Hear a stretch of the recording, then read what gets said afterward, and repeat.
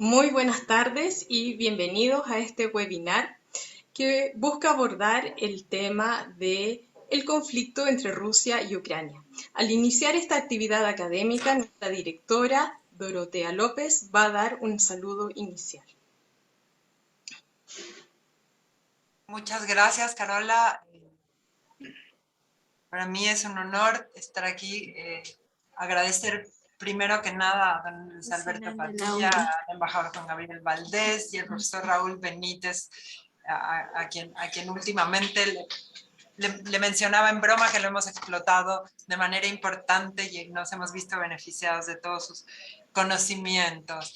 Es un honor tener a destacados embajadores, dos ex embajadores con nosotros y a Raúl Benítez, aprovechando darles la bienvenida a todos y a todas, en particular a nuestros estudiantes de la licenciatura, desearles todo el éxito en este año que empiezan y agradecer a la profesora Sancho que podamos inaugurar el año desafortunadamente con un tema, Me pide que introduzca otra tan cosa, complejo. no sé qué historia acá. Hay alguien que entró Que de estoy más. Sí, sin la María audio. Inés, que no, profesora Ruz, tiene que Tengo que apagar el salir. micrófono o participar o dar usted las palabras de inauguración. Agradecer a todos y sin más darles la bienvenida a las actividades del Instituto de Estudios Internacionales de la Universidad de Chile y esperar que nuestros próximos webinars sean sobre algún tema que nos brinde a todos mayor tranquilidad y paz. Muchas gracias, Carolina. Muchas gracias, profesora Dorotea López. Y habiendo dado un cordial saludo y una afectuosa bienvenida a este webinar, queremos contarles que para abordar este tema nos hemos planteado 3 preguntas eje que esperamos que sean abordadas en el marco de la reflexión de nuestros expertos invitados. Estas 3 preguntas son: ¿qué ha pasado? Vemos un conflicto violento con lamentables imágenes de muerte de población civil y daño en numerosa infraestructura crítica que inclusive nos genera una preocupación por un posible daño nuclear entre ellos. También nos vamos a hacer la pregunta: ¿qué ha fallado? Y muy importante, ¿cómo salimos de esto? ¿Qué escenarios podemos visualizar para convertir en este conflicto armado en una instancia donde a través de la negociación sean reemplazadas los tanques por palabras, por consensos en torno a una divergencia que está causando gran cantidad de muertes? Para abordar estas preguntas tenemos 3 destacados expertos en relaciones internacionales, quienes son Luis Alberto Padilla Menéndez, quien es académico guatemalteco y también diplomático de dicho país. Él tiene el grado de doctor en Ciencias Sociales de la Universidad de París y actualmente es presidente del Consejo del Instituto de Relaciones Internacionales e Investigaciones para la Paz. Además, es miembro de la Asociación Internacional de Investigación para la Paz y del Consejo Latinoamericano de Investigación para la Paz. Como he señalado, es diplomático de carrera y ha sido viceministro de Relaciones Exteriores y director de la Academia Diplomática de Guatemala. En su trayectoria de diplomático ha sido embajador de Guatemala en Naciones Unidas, como también en el Reino de los Países Bajos, en la Federación de Rusia, en la República de Austria y en la República de Chile. También ha sido profesor en diversas universidades en temas como geopolítica mundial y relaciones internacionales y actualmente es docente de los cursos Teoría de las Relaciones Internacionales, también del curso Problemas y Políticas de Seguridad Internacional, como también del curso Derecho Internacional Público. Nuestro segundo expositor es el profesor Raúl Benítez Manaut, quien es académico mexicano, investigador del Centro de Investigaciones sobre América del Norte de la Universidad Nacional Autónoma de México. También es presidente de la organización no gubernamental Colectivo de Análisis de la Seguridad con Democracia y es doctor en estudios latinoamericanos en la Universidad Nacional Autónoma de México. Ha sido profesor de en diversas universidades y centros de estudio en diferentes países. Y entre su destacada trayectoria docente, quiero destacar que él ha sido docente en la Universidad de Kiev, en el marco de un proyecto de cooperación entre México y Ucrania. Tiene diversas publicaciones relacionadas con la teoría de conflictos y negociaciones de paz, geopolítica y seguridad nacional de México y seguridad en América del Norte. Finalmente, nuestro tercer expositor es el embajador Juan Gabriel Valdés, diplomático y político chileno, doctor en ciencia política de la Universidad de Princeton, quien además tiene un destacado desempeño en la administración pública chilena en diferentes cargos vinculados con la política exterior del país, tales como exministro o ha sido ministro de Relaciones Exteriores de Chile, embajador en países como España, Argentina y Estados Unidos, y también ha sido embajador de Chile ante Naciones Unidas. También él ha sido representante especial del secretario general de Naciones Unidas en Haití, siendo jefe de la MINUSTAH. Actualmente, él se desempeña como director de Desarrollo Estratégico y Relaciones Institucionales de nuestra universidad. El formato de esta actividad contempla la exposición de cada uno de los invitados, luego serán leídas preguntas de quienes participan en este webinar y finalmente cada uno de los expositores dará unas palabras finales en función de lo conversado. A continuación, damos la palabra a don Luis Alberto Padilla. Por favor, adelante. Bueno, en primer lugar, muchas gracias por esta invitación del Centro de Estudios Internacionales de la Universidad de Chile. Saludo también a los colegas que participan, tanto a Raúl Benítez Manaut, mi buen amigo, como al canciller Juan Gabriel Valdés. Voy a comenzar diciendo respecto a qué es esto, qué es lo que está pasando. Pues realmente no hay mucho que decir porque los medios de comunicación se han encargado de mostrarnos imágenes terribles de lo que está sucediendo. Esperemos que no hayan cosas más graves que lamentar. Ayer la BBC decía que había habido un impacto aparente de proyectil o de algún misil sobre una de las plantas nucleares. Recordemos que Ucrania tiene 6 plantas nucleares, grandes plantas nucleares. Ya sabemos que la de Chernobyl falló y todo lo que ocurrió, pero les quedan 6 y el 25% de su energía eléctrica es producida por estas centrales nucleares, o sea que es una cuestión muy peligrosa. Según la noticia de anoche, pues aparentemente el incendio habría sido controlado por algún estallido cercano de algún proyectil y no está pasando nada ahora, pero ese es un peligro enorme. Aparte del sufrimiento en materia humanitaria y de violaciones posibles que seguro ya están ocurriendo del derecho internacional humanitario, crímenes de guerra, este tipo de cosas. Bueno, esto es lo que está pasando. Luego la segunda pregunta es, ¿qué es lo que falló? Pues, ¿cómo llegamos a esto? ¿Por qué está pasando esta situación tan terrible? Y ahí sí la problemática, desde mi punto de vista, debe ser analizada considerando que una de las primeras causas centrales, yo diría, de la falla de todo el sistema, de la seguridad del sistema internacional en su conjunto, habría que atribuírsela a la Carta misma de Naciones Unidas.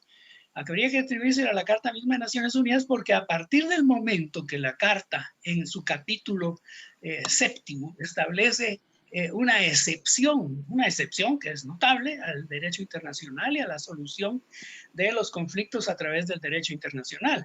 ¿Por qué digo esto? Que no es muy común que se diga. ¿En qué consiste esa excepción? La excepción consiste simple y sencillamente en el derecho de veto que se le otorga a los 5 grandes permanentes, miembros permanentes del Consejo de Seguridad. Este derecho de veto lo que hace es introducir de manera muy clara, yo diría, no para nada subrepticia, el realismo político en el corazón mismo de la Carta, como lo es el capítulo 7. Debido a ello es que en toda su historia Naciones Unidas solo ha tenido 2 intervenciones para defenderla, o para actuar en función de la seguridad colectiva, como todos recordamos, son las de la Guerra de Corea en los años 50 y la Guerra del Golfo, en la primera Guerra del Golfo, la de Bush padre, no la de Bush hijo, que fue ilegal, pero sí la primera Guerra del Golfo en 1991. Entonces, el derecho de veto impide que funcione el mecanismo de seguridad colectiva. Para salir de esto, me voy a referir en la tercera pregunta, pero hay que agregar a todo esto que ya dije, el problema de la expansión hacia el este de la OTAN. La expansión hacia el este de la OTAN es, no cabe la menor duda, una de las causas centrales de esta guerra que estamos confrontando en este momento. Cuando terminó la Guerra Fría, un acuerdo implícito, una especie de pacto de caballeros entre Gorbachev y el presidente Bush padre, era que se iban a disolver las 2 alianzas militares, tanto la OTAN como el Pacto de Varsovia. Se deshizo el Pacto de Varsovia, pero la OTAN no se deshizo y ya lo sabemos, han habido, como ha dicho el mismo Putin, 6 grandes olas de expansión de la OTAN, y era de temerse que si esta situación continuaba en la cual los americanos principalmente se negaban a suscribir el tratado que les propuso Putin, comprometiéndose a ambas potencias a no adherir o a no permitir la adhesión de Ucrania a la OTAN, porque es una decisión soberana del gobierno ucraniano, por supuesto, pero el tratado decía eso, y la negativa de Bush, perdón, la negativa de Biden fue clara. Entonces, con razón o sin ella, esto explica la reacción rusa. Si Putin tiene razón en haber procedido de esa manera, los 141 votos de la Asamblea General de Naciones Unidas condenando la invasión rusa hacia Ucrania parecen decir con toda claridad que no, pero en asuntos de política internacional las percepciones cuentan, y sobre todo la percepción de la posibilidad de instalación de misiles de corto alcance, porque serían de corto alcance en Ucrania, como ya ha ocurrido en el caso de Polonia y en el caso de Rumanía. Entonces, yo diría que esa es una causa central de lo que está ocurriendo y por tanto explica la dolorosa y terrible situación que se está dando actualmente en Europa.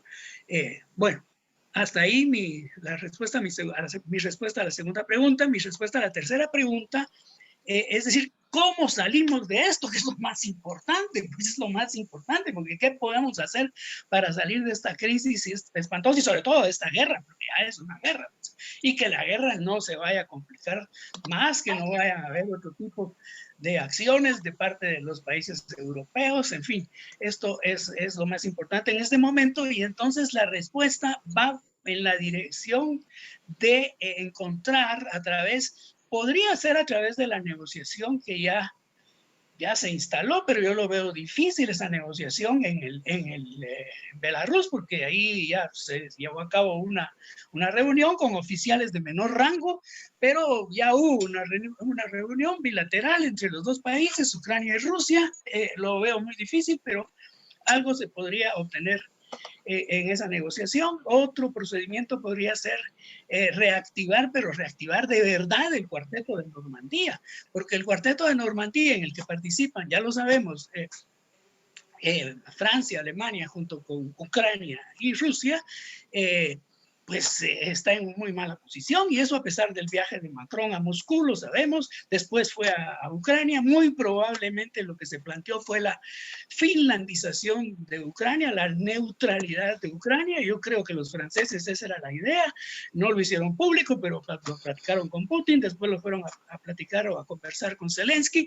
Por lo visto, Zelensky, todavía incrédulo de lo que podría ocurrir, no aceptó nada, y el gobierno de Ucrania tampoco. Por tanto, la invasión se produjo, pero esto está sobre la mesa de las negociaciones, la neutralidad de Ucrania, que Ucrania no sea parte de la OTAN. Esa es una petición fundamental de los rusos, y sobre lo cual seguramente no van a retroceder. El segundo punto podría ser de la negociación, ¿no? Esta otra demanda, porque claro, sintiéndose en posición de fuerza, los rusos agregan demandas a su posición, y estas otras demandas, lo sabemos, son las de la desmilitarización de Ucrania, que yo no entiendo muy bien en qué consistiría o en qué podría consistir esto, pero es uno de los planteamientos que ha hecho Rusia. Y por supuesto también, ya lo sabemos, el reconocimiento de lo que para los rusos es recuperación y para los occidentales es anexión de Crimea, ya lo sabemos. Entonces, en torno a esto deberían girar las negociaciones con probablemente algún buen mediador, que podría ser la Unión Europea. Yo les digo con toda franqueza que a mí me parece lamentable que la Unión Europea se haya alineado tan obsecuentemente a las posiciones de Washington.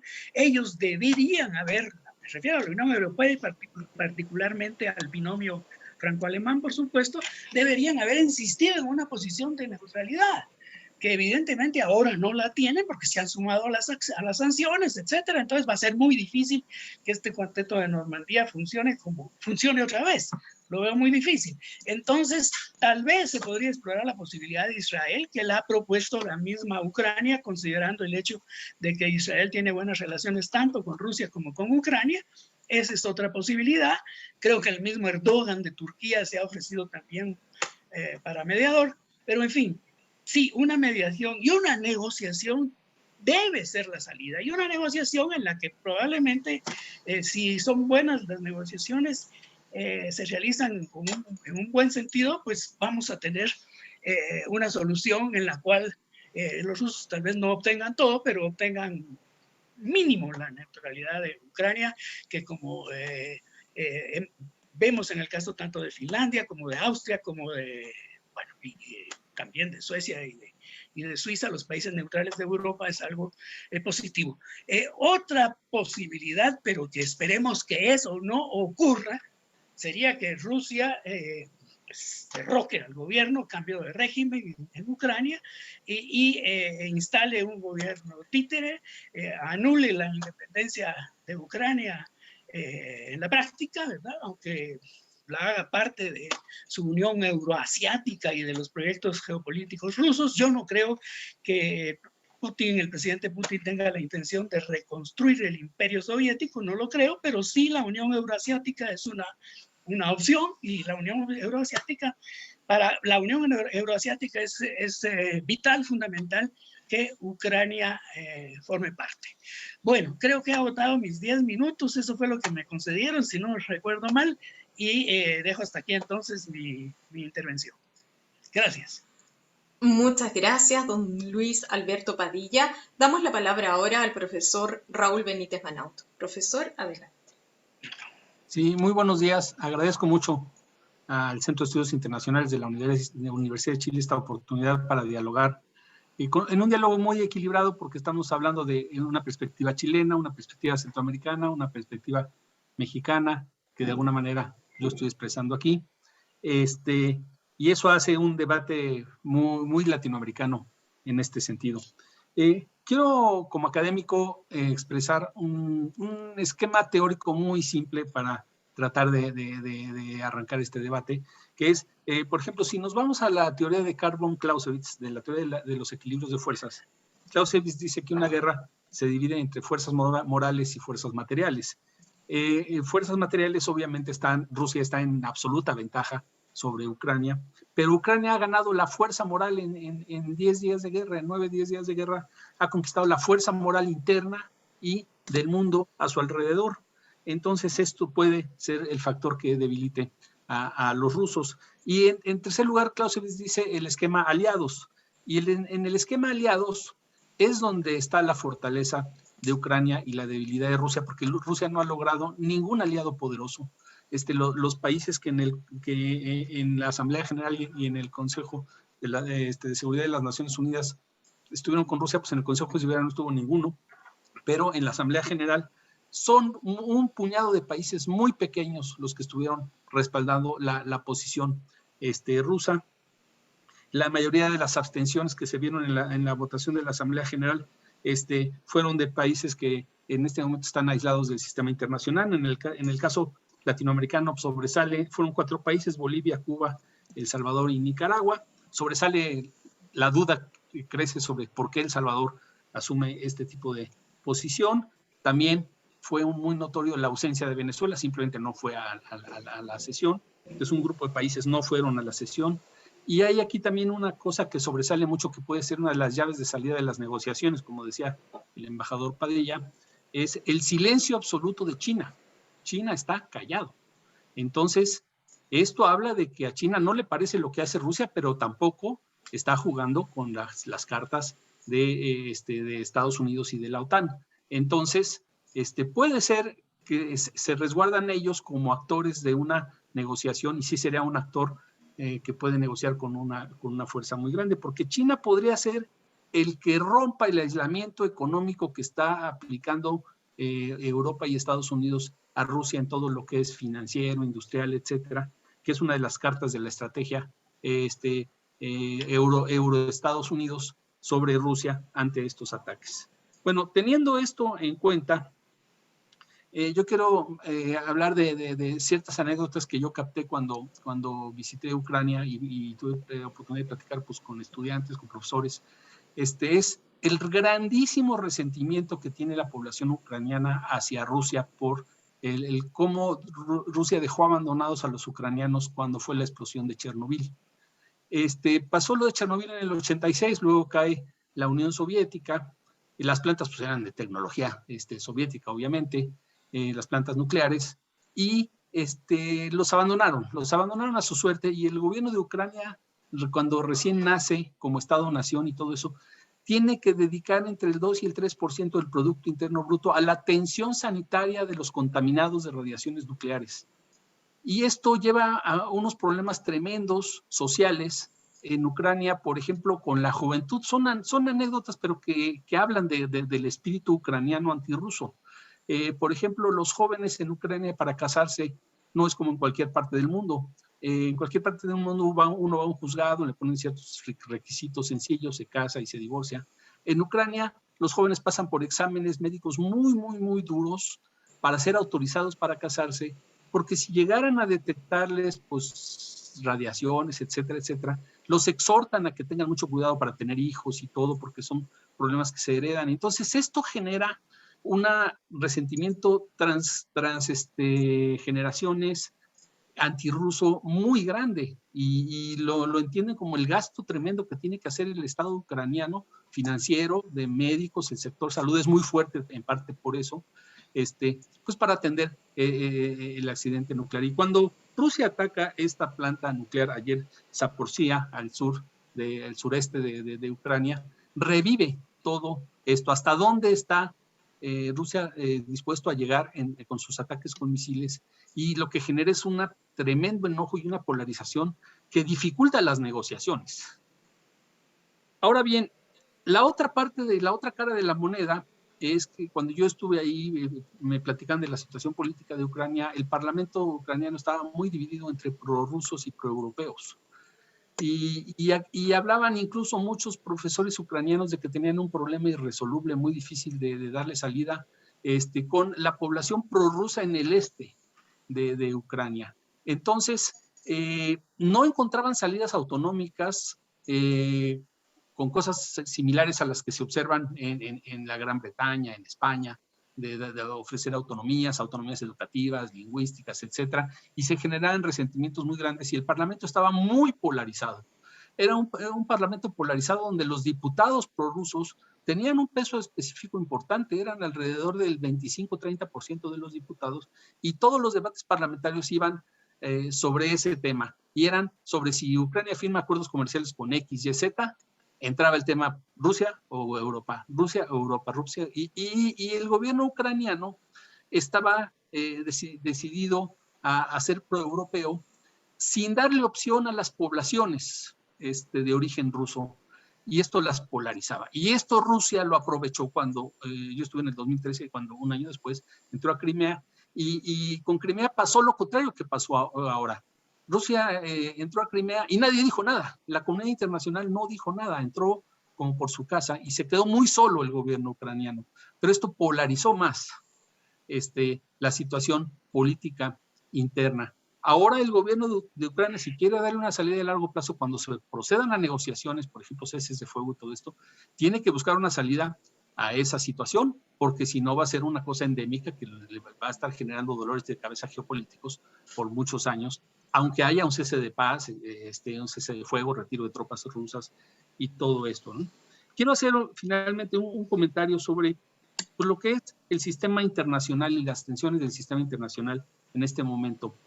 El tema nuclear aparece por primera vez con mucha fuerza y eso tiene pues tenso al sistema internacional, pero fue provocado por Rusia, entonces esto hace que haya un alineamiento muy rápido de prácticamente todo el mundo hacia las posturas de Estados Unidos y de Europa y antirrusas. Nadie se ha opuesto firmemente a las sanciones. Simplemente, por ejemplo, el gobierno de México lo que ha dicho es nosotros no vamos a hacer sanciones a Rusia, no le vamos a aplicar nada a Rusia TV.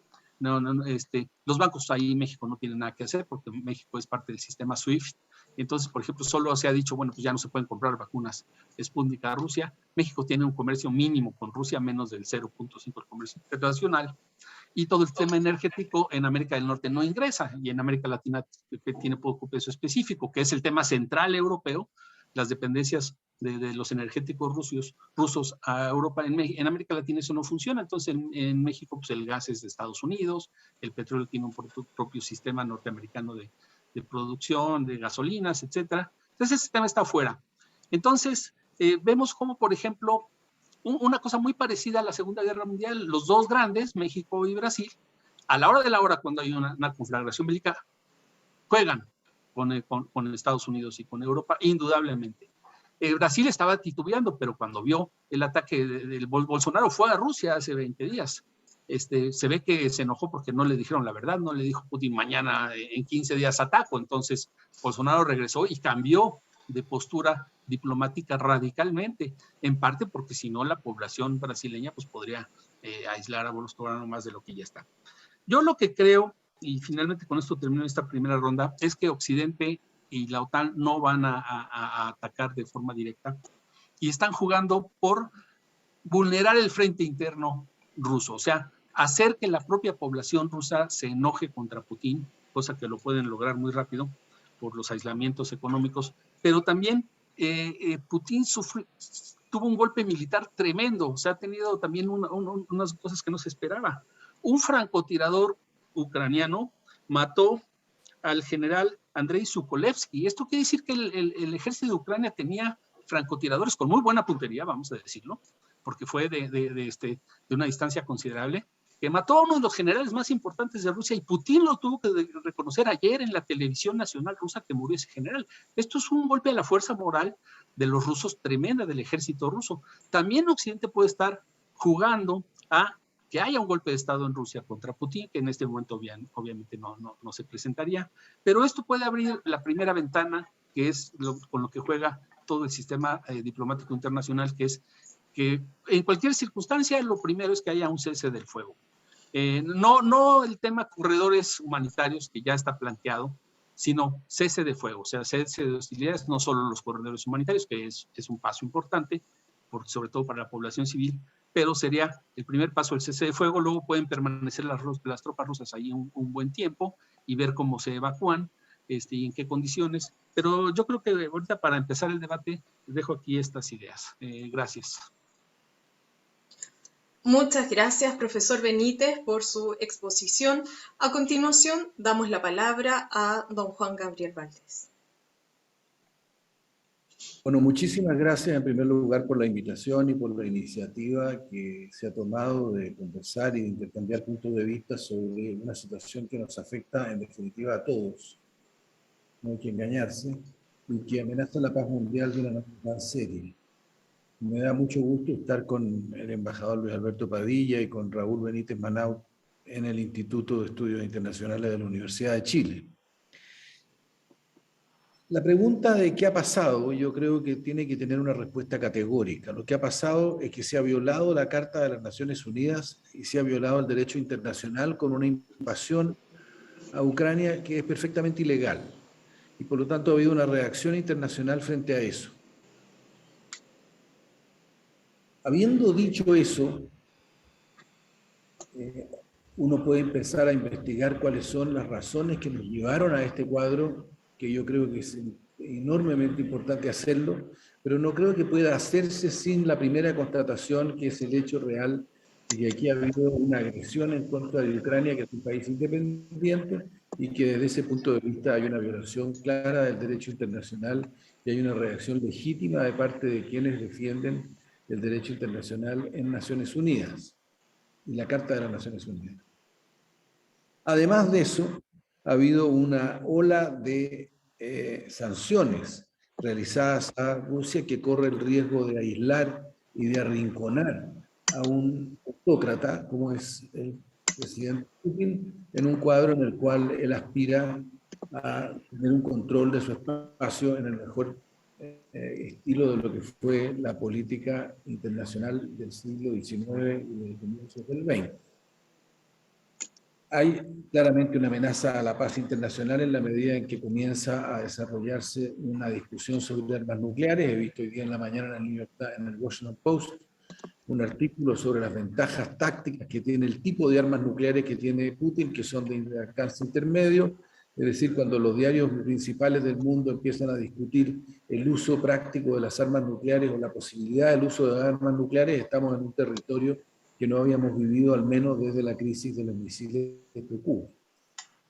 Y estamos en una crisis económica global que va a tener consecuencias enormes para el mundo entero. Post pandemia, nadie puede imaginar que algo de esta naturaleza podría producirse.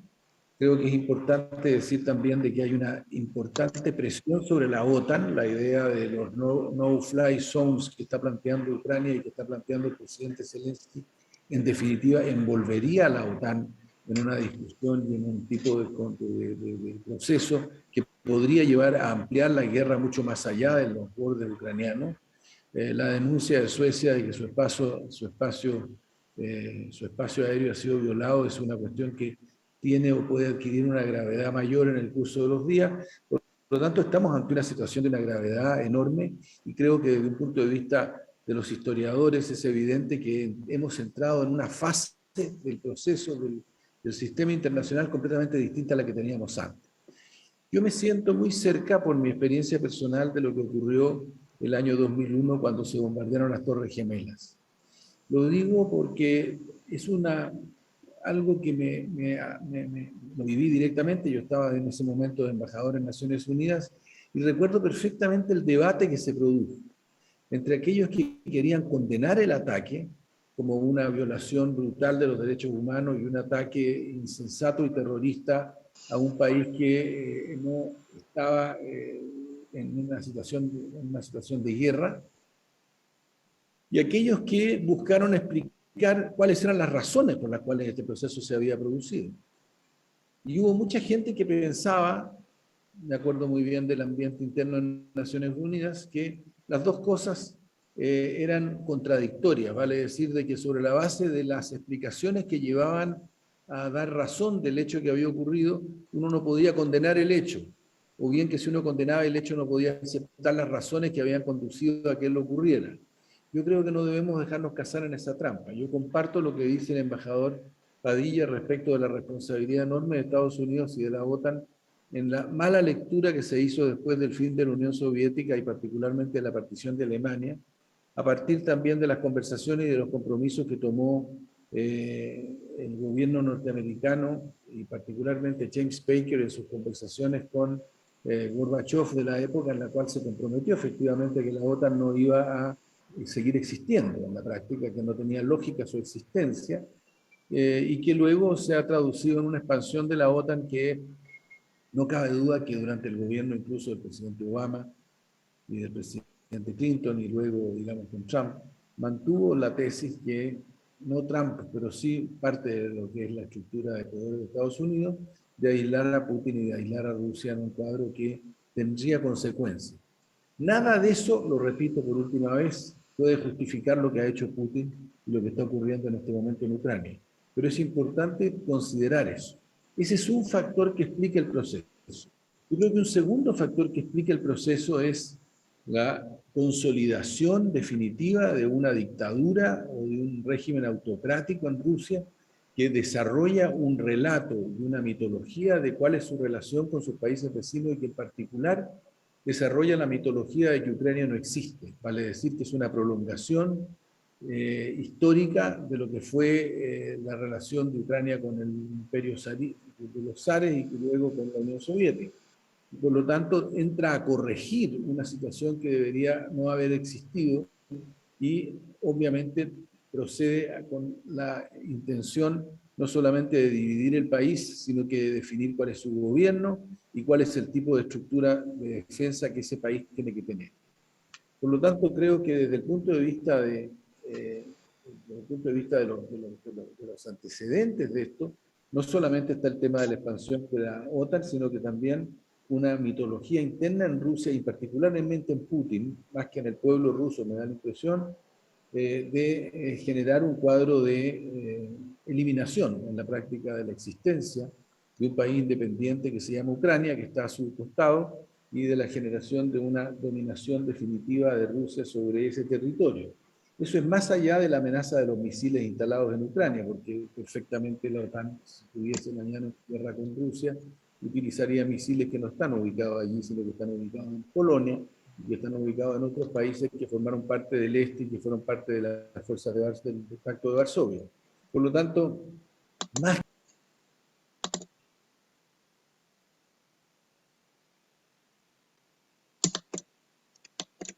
parece que se suena. ¿Ahí están escuchando? Ahora sí. Perdón, por alguna razón se silenció solo el computador. Más allá de la amenaza militar que podría significar la presencia de OTAN en Ucrania, propiamente tal, aquí la amenaza militar existe, digamos, en la medida que la OTAN está presente en muchos países del este. El tema de Ucrania es más bien el tema de la relación entre Rusia y Ucrania, en mi opinión, y la forma como el gobierno, el régimen de Putin piensa que Ucrania debe desarrollarse en relación con Moscú. Ahora, cuando pensamos en lo que ha sucedido también en el curso de las últimas semanas, yo creo que el éxito de las sanciones era inesperado tanto por Occidente como por Rusia.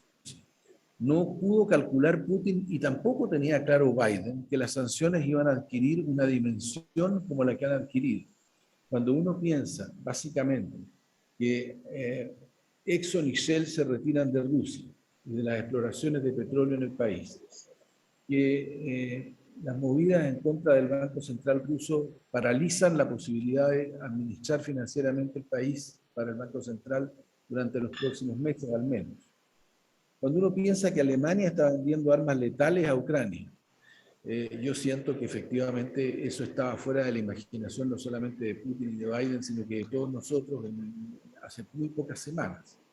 Es cierto que uno de los problemas más serios que está teniendo el cuadro que tenemos al frente es el hecho que el aislamiento de Putin en la Asamblea General dificulta la aparición de actores mediadores en la escena de la salida. Vale decir, el aislamiento de Putin es tal, desde el punto de vista político, que efectivamente es difícil imaginar quiénes pueden ser aquellos que aparezcan como mediadores en una salida. Yo estoy de acuerdo con que Israel puede jugar un rol, que también Turquía podría jugar un rol, pero es evidente, como se ha dicho ya, que la Unión Europea está absolutamente imposibilitada de participar en un cuadro de mediación o en un cuadro de salida tal como lo vemos hoy. Quiero recordar que Quiero recordar que la vocera de la Casa Blanca, la señora Psaki, dijo hoy día mismo que no sabía de ninguna propuesta para encontrar una salida a la situación actual y que los rusos iban avanzando hacia Kiev y por lo tanto no era el momento de estar ofreciendo opciones para reducir sanciones. Por lo tanto, no veo de que hoy día haya ninguna salida ni ninguna posibilidad abierta de una negociación. Me gustaría decir algo porque no se ha preguntado, pero está dentro de lo que nosotros deberíamos considerar sobre las consecuencias que esto puede tener para América Latina. Yo honestamente no alcanzo a ver una salida breve a esta guerra. Yo creo que esta guerra se va a prolongar en el tiempo, creo que el proceso de aislamiento de Rusia, de Europa y del resto del mundo va a continuar profundizándose. Creo que la tensión va a aumentar. No veo a la OTAN ingresando al proceso, a la guerra de ninguna manera, pero sí creo que pensar en una solución rápida, creo que lo desearía profundamente, pero creo que no lo veo posible en este momento. Se nos ha olvidado decir hasta este momento que el secretario general de Naciones Unidas tampoco aparece como una figura que pueda producir una mediación, por cuanto tomó opción y tomó partido de una manera muy evidente en el discurso que pronunció ante la Asamblea General. En ese contexto, creo que este proceso va a ser largo y por lo tanto sus consecuencias van a ser extraordinariamente inesperadas. Estamos en un cuadro en el cual las probabilidades, lo que puede pasar en términos de los distintos efectos, tanto económicos como políticos en la región y en el mundo entero, van a ser muy inesperados y al mismo tiempo muy profundos. Se habla de la nueva Guerra Fría. Yo no quiero entrar ahora en este momento, no me parece conveniente entrar a una discusión si es el mejor concepto y si vale la pena estar comparando esta situación con la que hemos vivido en el pasado hasta el momento de la caída del muro de Berlín. Pero es evidente que quienes son aliados de Rusia en América Latina en este periodo van a sufrir consecuencias evidentes. Una cosa era decir, mire, yo soy antiamericano y por lo tanto me dedico a insultar a Estados Unidos todas las mañanas en la prensa, como lo han hecho y lo han practicado algunos países de la región de manera gratuita durante el último periodo, sin que en realidad eso tenga mayor efecto en Washington. Otra cosa es decir, voy a ser aliado militar de Rusia en el contexto actual. Creo que eso es un fenómeno que puede producir consecuencias importantes. Estoy pensando claramente en Venezuela. Creo que allí hay un cuadro de enorme dificultad para esos países y creo que esto va a tener consecuencias que nos afectan a todos porque se introducen en debates incluso en política interna de nuestros países, en la forma como nosotros debemos definir nuestra política exterior. Creo que el caso de Nicaragua o los casos, incluso la prudencia que ha mostrado Cuba, subrayo que Cuba ha votado con China de manera particularmente a favor de la abstención. Cuba no ha estado desde el momento de la invasión en una política de apoyo a Rusia, sino que ha estado más bien en una política de abstención junto con China. Termino diciendo que en la salida, el tema de China se transforma en una cuestión crecientemente fundamental. ¿Qué va a hacer China, que hasta este momento ha tomado cierta distancia? Y va a mantener esa distancia porque es parte esencial de su naturaleza y de su forma de mirar el mundo. Esa distancia puede ser un factor muy decisivo en lo que viene, tanto en el comportamiento de Putin como en el comportamiento occidental. Por lo tanto, si bien uno puede ver atisbos de posibilidades de solución o actores que pueden jugar un papel en una salida pacífica que restablezca la paz y como ha dicho el profesor Benítez, produzca primero que todo un alto al fuego. Si bien uno ve atisbos de eso, es muy difícil imaginar cómo se van a configurar las fuerzas para poder avanzar en una mediación o en una negociación concreta. Eso es lo que quisiera decir en esta primera intervención. Muchísimas gracias. Muchas gracias, don Juan Gabriel. Hemos recibido algunas preguntas y por un tema de tiempo voy a leer las preguntas recibidas y voy a pedir a cada uno de los expositores si las pudiera responder o pudiera responder aquellas preguntas en las cuales ¿qué prefiere responder? Las preguntas que se han formulado son, la primera, frente a las amenazas de Rusia hacia Finlandia y Suecia respecto de su posible adhesión a la OTAN? ¿Es posible que aquellas amenazas terminen por incitarlos a unirse a la OTAN o más bien como elemento disuasorio para ello? Voy a leer las 5 preguntas que tenemos y voy preguntando a cada expositor por la respuesta a ellas. Segunda pregunta. En términos de magnitud y peligro para la humanidad, de este conflicto, ¿en qué se diferencia de otras invasiones efectuadas por naciones occidentales? Tercera pregunta. ¿Es posible que haya un nivel de sanciones similares para Alexander Lukashenko y su círculo cercano?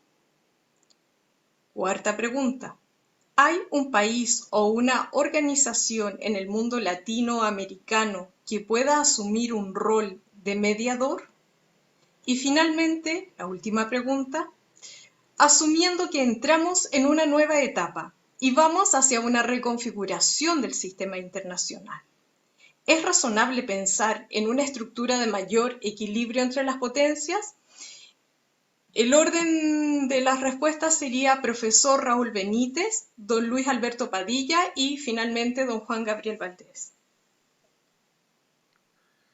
Sí, gracias, Carolina. Bueno, primero, el tema de Suecia y Finlandia. Yo no creo que haya un movimiento importante en esos dos países de cambio de su posición de neutralidad y lo que se llama en la geopolítica global la finlandización. Es lo que más les ha convenido, no son actores de la OTAN. Putin yo creo que sí extendió la guerra teóricamente, pero con un avión hacia el norte, que es un flanco que no estaba abierto en esa guerra, y eso por supuesto a las poblaciones y a los gobiernos de Suecia y Finlandia les alertó muchísimo, y sobre todo porque son dos países muy respetados en la comunidad internacional, solo que tienen muy poco poder real, o sea, son países muy pequeños, pero tienen un prestigio pues tremendo. Entonces, cualquier cosa que haga Putin, aunque sea hacer sobrevolar un avión sobre Suecia, es una cosa que lo desacredita más de lo que ya está. Ahora bien, el tema de Bielorrusia y Lukashenko, aquí no cuenta, ya es parte, es un país, si se le puede decir país, totalmente asociado a Rusia. De hecho, por ejemplo, en la ola de humanitaria de salida, escape de la gente, pues nadie pasa por Bielorrusia.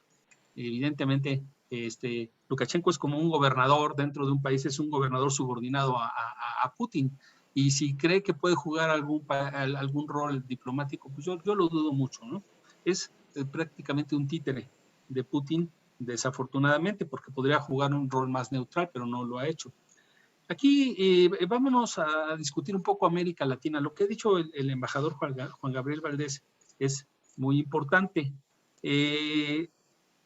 Definitivamente Nicolás Maduro va a estar en problemas, aunque le puede favorecer económicamente un poco con la subida de los precios del petróleo, que si esta guerra se ve para el alargamiento, como ha sido señalado por nuestros comentaristas y también pues, por la mayoría de los analistas en la prensa internacional, el petróleo se va a sostener caro por un buen rato y eso es lo único que le beneficia a Venezuela, pero le perjudica mucho a Cuba, por ejemplo. O sea, es una por otra. Venezuela podría tener un respiro económico, pero Cuba queda golpeadísima porque Cuba es un país dependiente de ese energético totalmente y también muy anclado a Rusia. Y Rusia se va a aislar muchísimo. Este aislamiento del sistema de pagos internacional, como dijo el embajador Valdés, hasta sorprendió a quienes lo hicieron, sorprendió la efectividad a quienes lo hicieron, y sobre todo porque las sanciones, una cosa son las sanciones de forma directa y otra cosa son las sanciones individuales, vamos a llamarle así, a la superoligarquía rusa, donde claramente Occidente, y eso sí es deliberado, es a los multimillonarios rusos que apoyan a Putin, pues ya están empezando a mostrar sus desacuerdos con esa operación militar porque les afecta en su persona, en la forma como viajan, sus visas, sus riquezas personales, a sus familias, y eso era claramente lo que quería Occidente hacer. Se hablaba también de que China podría reactivar un sistema paralelo de pagos que pueda darle respiro a Rusia con el tema bancario, pero yo no creo porque China tiene mucho poder económico, pero China no hace ninguna transacción en yuanes chinos. Alguien me decía eso y yo le digo, bueno, ¿tú conoces un billete de yuan chino? ¿Alguien que ahorre en yuanes chinos en el mundo? Pues, solo alguien que haya guardado un billete de un yuan chino sí fue de turista a China, pero no es una moneda de transacción internacional. Los chinos comercian en dólares y los bancos chinos están anclados al sistema bancario inglés que hay en Hong Kong. Entonces, China con su silenciosa actitud, yo creo que está midiendo el tiempo a lo chino. O sea, los chinos no planean a 5 años, a 10 años, a 20 años, planean en centurias, y entonces ellos están esperando quizás que se desgaste todo el escenario y entonces actuar. Pero lo que se ve es que China no está con Rusia, definitivamente Xi Jinping ha mostrado una cautela muy grande que querrá aprovecharla posteriormente como ser un gran mediador posiblemente. Y eso sí tendría fuerza, un mediador con fuerza. Pues el único que yo veo en el sistema internacional es China, aunque pudiera haber otros países, como ya se mencionó, Israel, Turquía, por la cercanía geopolítica que tienen, que pueden jugar, pues ofrecer sus territorios para conversaciones y todo esto. Pero estos son pasos posteriores, ¿no? Recordando, por ejemplo, la historia latinoamericana, y con eso dejo la palabra, de cuando fueron el ingreso de la ONU a Centroamérica a las conversaciones de paz de El Salvador y Guatemala, que eran otras circunstancias, eran guerras internas, pero siempre el cese de fuego era lo primero, siempre era lo primero. Es una como filosofía de las Naciones Unidas. El chiste es convencer a las partes en que dejen de disparar. Después empiezan a platicar y después se hacen listados de procedimientos para proceder a un acuerdo de paz. En una cosa tan diferente como es una solución a una guerra civil como fue en El Salvador, la negociación tardó 2 años. Entonces, imaginemos una conversación entre superpotencias, pues fácil no va a ser. Y la carta rusa es, las tropas están presentes en Ucrania, ahora están disparando, pero si hubiera cese de fuego, se quedan ahí un rato hasta que supuestamente se obtengan lo que Rusia exige, excepto si sucede lo que busca Occidente, que es debilitar el frente interno ruso y que Putin pueda caer, le puedan dar un golpe de Estado, los millonarios lo hostiguen, lo cerquen, o la población civil salga a las calles protestando contra él, que ese sería el escenario mejor para todo el bloque occidental, el bloque NATO, el bloque europeo, Estados Unidos, que la propia población rusa se levante contra Putin, pero eso yo no lo veo rápido tampoco. Gracias. Muchas gracias. Don Luis Alberto Padilla, tiene usted la palabra. Su micrófono no está activado. El tema de la neutralidad de Suecia y Finlandia son 2 casos muy distintos, porque lo de Finlandia responde a la necesidad post Segunda Guerra de evitar, como ocurrió en el caso austriaco, por cierto, que también se declaró neutral 10 años después para lograr la evacuación de del ejército ruso, del ejército rojo de Viena, porque estaba ocupada por los soviéticos. Los americanos estaban del lado de Salzburgo, en otra parte de Austria. Pero en lo que concierne a Suecia es mucho más antiguo. Déjenme contarles una cosa importante que relata el profesor Hans Morgenthau en su libro, en uno de sus libros, en donde cuenta cómo fue gracias a la neutralidad de Suecia que se evitó el paso de los ejércitos franco-británicos por territorio sueco, que era neutral, para auxiliar a Finlandia, precisamente cuando fue invadida por los rusos en el invierno de 1939-40. Imagínense ustedes, si no hubiese sido por esa decisión del país neutral que era Suecia, Inglaterra y Francia se hubieran visto en guerra con la Unión Soviética, y el resultado de la Segunda Guerra hubiera probablemente sido otro. Así es que ser neutrales para Suecia es una gran tradición histórica, eso no lo van a cambiar, ténganlo por seguro, como ocurre también en el caso de Suiza, ¿verdad? Así es que se ha especulado esas cosas, puede ser parte de los fake news, yo no lo creo. Bueno, la segunda pregunta, ¿cuál era? Que no lo recuerdo bien, doctora. Sí, leo la segunda pregunta, que dice relación a si En términos de magnitud y peligro para la humanidad de este conflicto, ¿en qué se diferencia de otras invasiones efectuadas por naciones occidentales? Sí, la diferencia principal es que está en juego precisamente el armamento nuclear. Vean ustedes lo que hizo Putin, muy mal hecho de su parte, creo yo, pero era como advertir, nosotros tenemos armamento nuclear y no se les vaya a ocurrir a ustedes, OTAN, a ustedes Estados Unidos, no, a ustedes occidentales, siquiera pensar en intervenir en este asunto.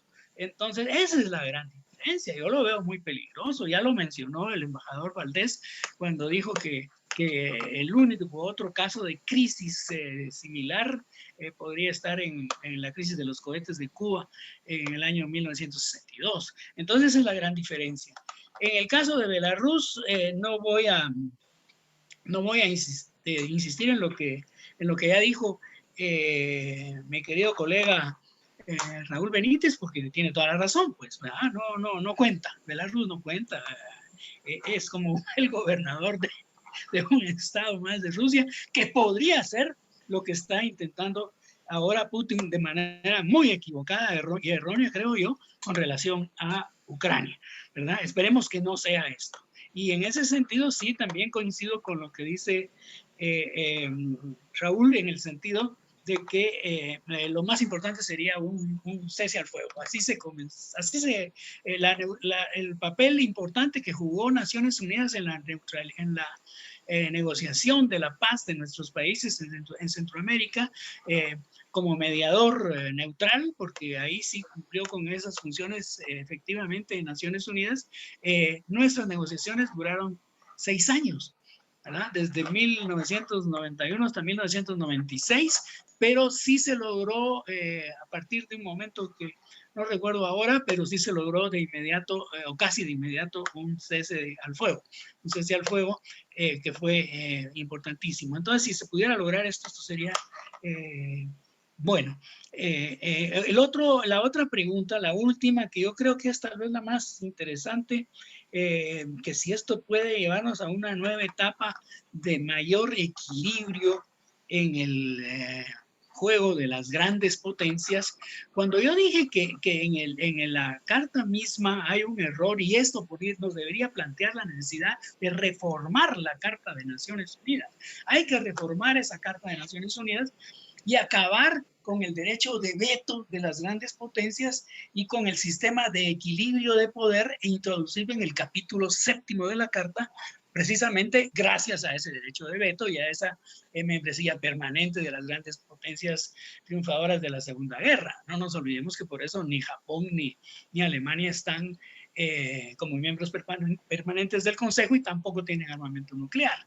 Entonces, desde ese punto de vista, esa reforma de la Carta es indispensable, pero también para llegar a esa reforma de la Carta y para llegar a la eliminación del derecho de veto y del realismo adentro de la Carta misma de Naciones Unidas, para poder llegar a eso se requiere, no cabe duda, el desarme nuclear, no de armas convencionales, pero sí el desarme nuclear. Y entonces relanzar el trabajo que hace la Conferencia de Desarme en Ginebra es fundamental. Yo ya dije en un evento en el que participé aquí en el Senado de México, ahora mismo estoy en la Ciudad de México, que la Conferencia de Desarme tiene logros, tiene la prohibición de las armas bacteriológicas, prohibición de armas químicas, prohibición de ensayos nucleares. Entonces hay que darle continuidad a esto, sobre todo estando con la coyuntura favorable de que el tratado de prohibición, de abolición de las armas nucleares que impulsó México, por cierto, de otros países de América Latina y del mundo como Austria, ¿verdad? Noruega, en fin. Ahora que este tratado ya está en vigencia, habría que darle continuidad empujando este esfuerzo en la Conferencia de Desarme. De lo contrario, es imposible reformar la Carta, pero hay que erradicar, quitar de ahí el equilibrio de poder como una doctrina que viene a sustituir al derecho internacional. Por eso entonces Rusia se da el lujo de violar el derecho internacional, porque sabe que no se le puede aplicar una reacción como la prevista en el artículo correspondiente del capítulo 8, que es el 39 o el 40, no se prevé la reacción que hubo en el caso de Corea y de la guerra del Golfo que ya mencioné y que obviamente es imposible aplicarla a Rusia. Entonces esa es la gran diferencia con otro tipo de guerras que han ocurrido, la de Vietnam, lo de Afganistán, lo que ustedes quieran, ¿no? La guerra actual de Yemen, o en fin, todo lo que hay de conflictos en el mundo, esa es una gran diferencia. ¿Y qué se podría hacer? Mejor dicho, esto es algo importante también que quería señalar porque la pregunta tiene que ver con el hecho también de si esto podría llevar a un mayor equilibrio. Bueno, ahí de nuevo es el realismo político, es el equilibrio, y eso sí está en juego actualmente, y en ese sentido yo sí me permitiría decir lo siguiente, porque yo creo que China efectivamente, China también se siente amenazada por Occidente y concretamente por Estados Unidos. La alianza AUKUS, la alianza de Australia con el Reino Unido y con la Gran Bretaña, está dirigida a China. Y no cabe duda que China tiene un problema geopolítico muy serio con el asunto de Taiwán, y de alguna manera podríamos incluir también los problemas que tiene en el Xinjiang y en el Tíbet, etcétera. O sea que China no las tiene todas consigo. Ha sido muy cauta la reacción de China, ha sido muy cauta. Es cierto, hay abstención de China, lo que me parece muy bien. Hay abstención de Cuba, que me parece muy bien. Pero a la hora de las horas, China podría alinearse más con Rusia, es lo que yo creo, que con Estados Unidos o con Occidente. Por tanto, hay que impulsar un reequilibraje del juego de las grandes potencias, porque también eso es una realidad, y que sería deseable que Estados Unidos y las potencias occidentales, la Unión Europea, admitan que este mundo no puede ser un mundo unipolar, ni mucho menos. Ya estamos instalados en un sistema internacional multipolar. Gracias. Muchas gracias. Damos la palabra a don Juan Gabriel Valdés. Bueno, muchas gracias nuevamente. Yo quisiera, me parece que lo que se acaba de decir a mí me interpreta plenamente, por lo tanto no voy a entrar a repetir. Voy a partir por la última pregunta. Efectivamente, la idea de que podemos continuar, y yo creo que allí ha estado alguna de las obsesiones norteamericanas y de alguna manera seguida por Europa, de que este sistema unipolar que surgió después de la caída del muro de Berlín debía de alguna manera continuarse, ¿vale? Es decir, que esta hegemonía liberal sobre el mundo podía seguirse expresando, es una visión que hoy día no tiene asidero y por lo tanto creo que es una cosa que hay que reconocer. Desde ese punto de vista, el tema de la neutralidad de Ucrania creo que va a ser fatalmente uno de los productos de este proceso. No se me ocurre que se pueda seguir en un proceso en el cual se piensa de que Ucrania puede entrar a la OTAN y que porque tiene el derecho debe ser parte de la OTAN, y tampoco que se ponga en peligro la neutralidad de otros países que, como ya se ha dicho, tienen una tradición de neutralidad y que no hay razón alguna para pensar que deban romperla. Que sea positivo para el sistema internacional que ellos dejen de ser neutrales, eso es lo que quiero decir. Ahora, respecto del tema de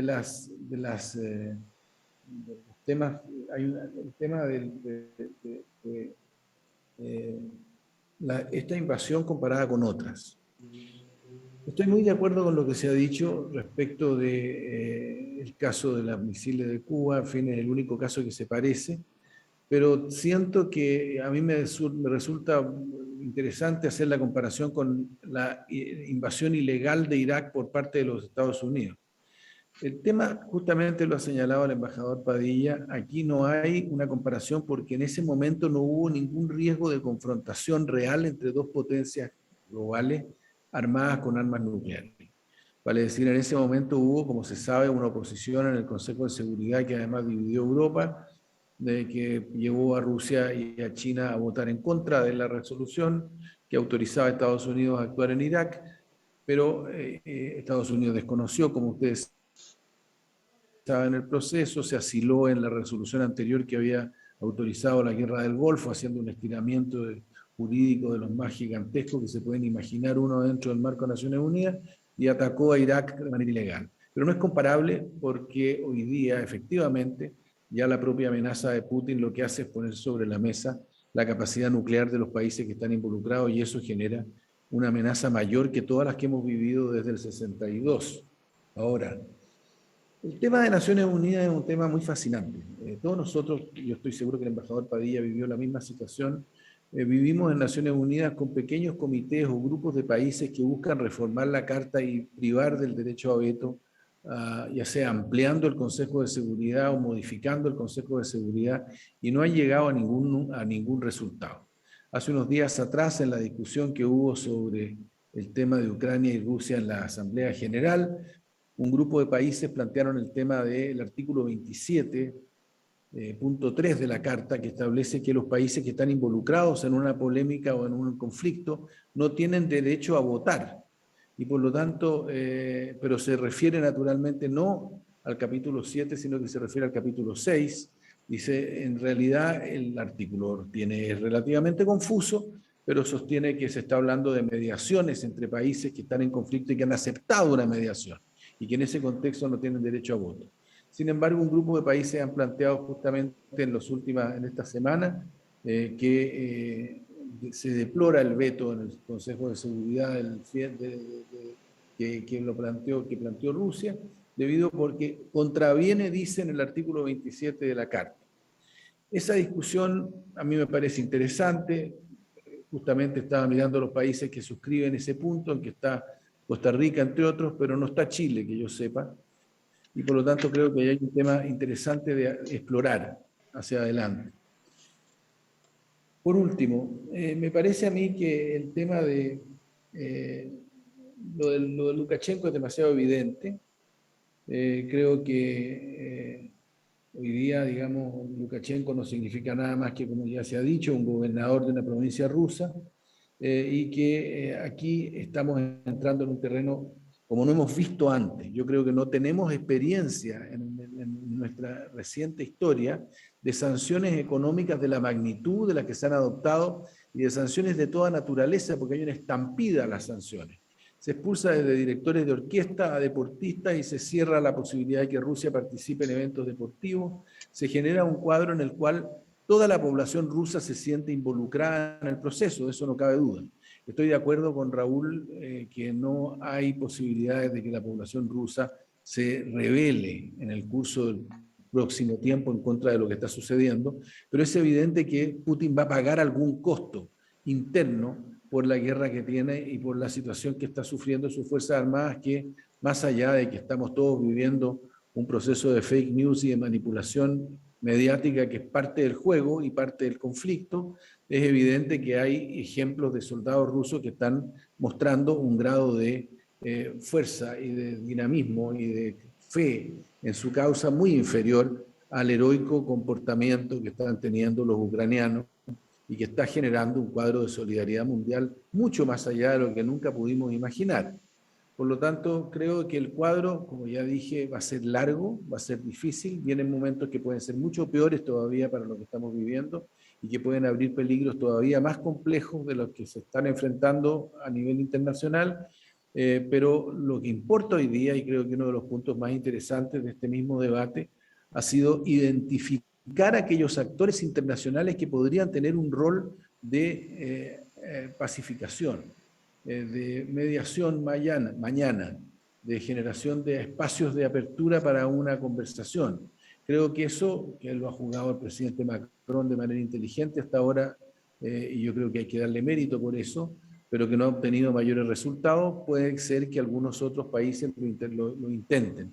Y yo veo que los latinoamericanos lo mejor que podemos hacer en ese cuadro, visto lo que ya decía el profesor Benítez Manaut, es sumarnos a una iniciativa de paz que pueda tener efectivamente una combinación de eficacia y legitimidad.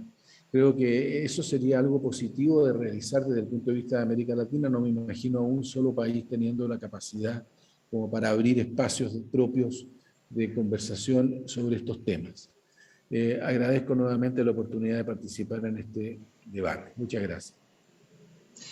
Muchas gracias por su respuesta. Nos acercamos al término de este webinar y al ir concluyendo, a partir de lo que se ha expuesto por cada expositor, quisiera pedirle a cada uno de ustedes unas palabras finales que de alguna manera nos orientaran en cómo mirar y pensar lo que viene en este conflicto. Profesor Benítez. Sí, gracias, Carolina. Yo me voy a retirar en 5 minutos por otro compromiso ineludible, pero yo creo que es una oportunidad que no la veo cómo construirla para que América Latina tenga algo de voz en este debate, pero está América Latina yo creo que pasando uno de los momentos de más división entre los distintos países, posiciones ideológicas muy confrontadas. El mismo tema ruso, hasta hace 20 días había alineamientos que ahora han cambiado. La fuerza del gobierno de Venezuela, a pesar de toda su tremenda crisis, se puede debilitar. Cuba se debilita también. Pero no, yo no veo cómo un país como Brasil, que va de salida su presidente y que ha tenido tantos bandazos hacia un lado o hacia otro, pueda encabezar un liderazgo. México tampoco. En México el presidente es muy aislacionista, es un presidente que el mundo no es su espacio de acción, no va a las tomas de posesiones de ningún mandatario de América Latina, aunque estén en la frontera como la nueva presidenta de Honduras. Pues es muy difícil que los grandes de América Latina construyan algo. Puede ser países medianos, países que han tenido constancias diplomáticas, es el caso de Chile, puede ser el caso de Uruguay, etcétera, pero habría que buscarle espacio a América Latina y dado que no va a estar tan afectada en lo económico y todo esto de forma directa, podría tener algo que jugar, que construir. Pero ahí dejo esta idea, es una idea volátil, sabiendo que es algo de lo difícil que vemos en el escenario. Muchas gracias, profesor Benítez. Embajador Luis Alberto Padilla. Bueno, sí, es cierto lo que dice el profesor Benítez. Las cosas están muy difíciles en América Latina. Hay demasiada división entre las posiciones de los distintos países que conforman la región, razón por la cual yo diría que tal vez habría que apuntarle más bien a algún país como Chile, precisamente. No veo por qué no. El nuevo presidente inaugura su gestión ahora en el mes de marzo, si no estoy equivocado. A lo mejor es una oportunidad para don Gabriel Boric de lanzarse con ímpetu a las realidades y problemas internacionales. No habría que echarlo en saco roto. Pero luego, viendo las cosas tal y como se ven venir, que no son precisamente positivas, yo le apuntaría más bien a Naciones Unidas. Es cierto lo que dijo el canciller Valdés en el sentido de que el secretario general ya adoptó una posición y se le hace difícil al secretario general adoptar una posición más como la que, para jugar un papel como el que jugaron en Centroamérica en los años 80, 90. Aún así habría que seguir apostando a la posibilidad de que Naciones Unidas intervenga por lo menos para lograr un cese al fuego y atraer a algún país que pueda jugar un papel de mediación que sea efectivo, como podría serlo Israel o Turquía, qué sé yo, países así, ¿no? Que tienen buenas relaciones tanto con Rusia como con Ucrania. A eso me refiero y en lo que estoy pensando. Por último, hacer votos porque la paz se obtenga en Ucrania y se reinicie un trabajo que permita reforzar el multilateralismo como el medio más apropiado para conducir las relaciones internacionales en el siglo XXI. Muchas gracias. Muchas gracias, embajador Juan Gabriel Valdés. Bueno, yo creo que la participación de las dos personas que han hablado desde América Latina ha sido extraordinariamente valiosa, y creo que lo que se acaba de decir, lo que acaban de decir ellos, me lleva a estar muy de acuerdo con esto. Yo la verdad es que no creo que tenga mucho más que agregar. Simplemente creo que empezamos en un tipo de discusión en la cual el optimismo o el pesimismo de cada cual tiene mucho peso en la manera como miramos lo que viene.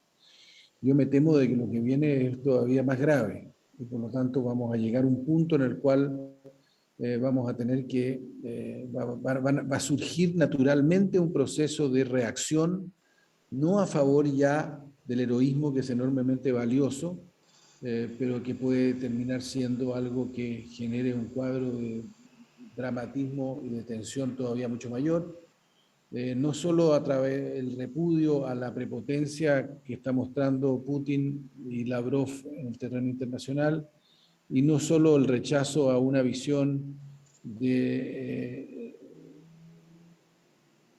un proceso desatado por la OTAN que en definitiva puede llevar a un cuadro que imposibilite una solución pronta. La percepción de que solo se puede derrocar a un gobierno en Rusia para solucionar el problema puede ser extraordinariamente peligrosa. Y eso creo que está en la cabeza de algunos de las personas que están tomando decisiones en algunas partes del mundo occidental. Creo que, por lo tanto, el asunto debe llevarse a un momento en el cual surja una opción de solución, surjan atisbos, como dije en un momento, de diálogo y de encuentro que permitan resolver el problema de una manera razonable. No puede ser simplemente el sacrificio del pueblo ucraniano, ni la destrucción completa de Ucrania, tampoco puede ser una humillación completa a Putin o una desaparición de Putin. Creo que hay objetivos que hay que buscar y que son intermedios que podrían llevar a un cuadro en el cual la tranquilidad y la paz en Occidente estén aseguradas y no estemos corriendo el riesgo que alguien, por un error, ya se ha mencionado hoy día en alguna prensa americana, aviones rusos sobrevolando a 100 metros de altura la parte de la flota norteamericana, Estados Unidos, que acaba de suprimir un ejercicio con un misil nuclear para dar una manifestación de tranquilidad. Es decir, nos estamos acercando peligrosamente al área nuclear. Creo que en ese terreno, digamos, puede perfectamente pasar que surja algunos actores, como dije, que puedan resolver o que puedan dar salida al cuadro actual. Y en eso, sin duda, que América Latina, como ya digo, tiene que participar. Y debe participar de alguna manera creativa. Quizás si lo que se acaba de decir respecto al presidente Boric se puede realizar. No estoy convencido. Chile tendría el presidente que tomar va a tener que tomar en consideración el punto, pero no estoy seguro de que estemos en condiciones hoy día de entrar en el terreno con demasiado vigor. Y puede ser visto además como un asunto en que peca contra la modestia que debe tener el nuevo gobierno en el terreno internacional. Pero en todo caso, creo que nuestra participación puede ser interesante, así como la participación de los otros países de la región. Quisiera simplemente agradecer a todos y felicitar al Instituto por esta iniciativa. Muchas gracias, don Juan Gabriel Valdés. Al finalizar esta actividad académica, en primer lugar quisiera decir de que se deriva de este análisis, pero también de los hechos que estamos viendo, que estamos frente a un conflicto que nos seguirá dando elementos para continuar con este análisis. Y desde esta entidad académica seguiremos generando instancias para el análisis, debate y reflexión orientados a proponer y sugerir maneras en que este conflicto armado que se manifiesta no solo en su peor modo, que es la guerra, y una guerra con una arista especial, con una amenaza nuclear, que necesita urgentemente encaminarse hacia la paz, dejando de lado los tanques y utilizando el diálogo y la negociación para conciliar a dos actores que hoy día son divergentes. Al ir concluyendo, quisiera dar las gracias, en primer lugar, a cada uno de los expositores, porque al ser contactados no dudaron un minuto en aceptar esta invitación y ponerse a disposición para reflexionar con todos ustedes. Simplemente, muchas gracias. Lo segundo, agradecer a nuestros participantes y quisiera destacar que en esta ocasión nos han acompañado asistentes no solo de toda América Latina, sino también de la Unión Europea, como por ejemplo desde España y Francia. A cada uno de nuestros asistentes, gracias, porque sé que es un esfuerzo a veces conciliar horarios y agenda para darse un espacio para reflexionar de un asunto que afecta, tal como se ha indicado en este webinar, a la humanidad. y dejarlos invitados para las próximas actividades sobre este tema y sobre las relaciones internacionales que estamos desarrollando en nuestro instituto. No sé si nuestra directora quiere dar una despedida. A nombre de ella, muy buenas tardes. Muchos saludos a todos. Muchas gracias a todos. Gracias. Gracias. Muy complacido. Muchas gracias. Y esperamos seguirlo teniendo en las actividades de nuestro instituto. Por cierto, así estaré muy contento de seguir participando. Muchas gracias.